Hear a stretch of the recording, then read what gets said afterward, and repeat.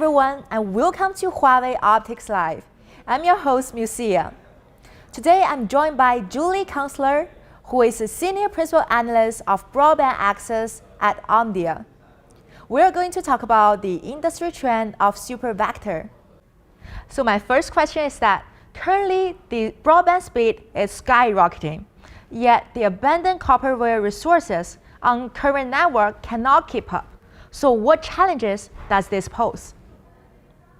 Sure. So the first major challenge is that more than 200 million households are still on copper-based broadband networks, and they're experiencing very low bandwidth speeds, sometimes 2 megabits, sometimes up to 30 megabits. This means that they cannot take advantage of higher bandwidth applications, such as e-education, remote education, HD TV, online gaming.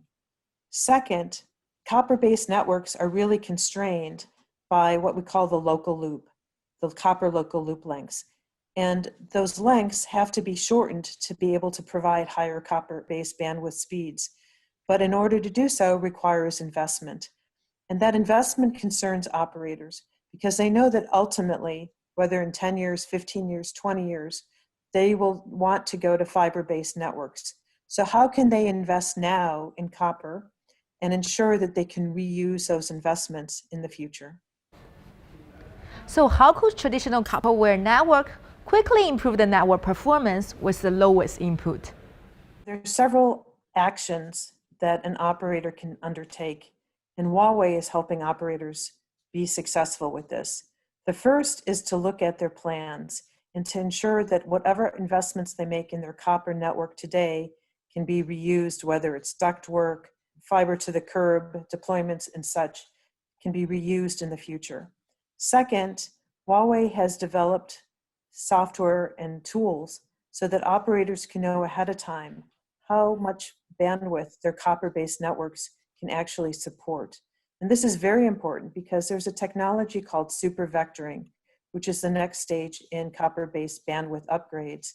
And not only does Huawei have solutions for super vectoring, but they can help operators identify where super vectoring is going to work, and by reducing some of those copper loop lengths, how to get bandwidth up to 300 megabits and beyond. And finally, there's a Huawei technology called the curb PON. And this is basically putting in mini OLTs at the curb sites, which enables operators to move some of their subscribers over to fiber-based networks immediately without losing their investment in their copper networks. Thank you, Julie, for your answer.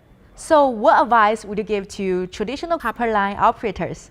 The most important thing is to begin to plan their migration to higher bandwidth speeds on copper and be able to reuse those investments when they move to fiber and do the coordination between their copper upgrades and their future fiber plans.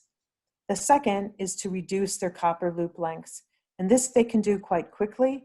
And with the right technology, they can know where they're going to get the biggest increase in their bandwidth and keep their subscribers the happiest. The other thing that we're seeing with super vectoring, with the right coordination, the investments that they make in fiber to the curb can be reused in fiber to the home, which really solves their business case issues. Thank you so much, Julie, for sharing your great insight about super vector. This brings us to the end of today's Huawei OptiXLive. Thank you so much for joining us.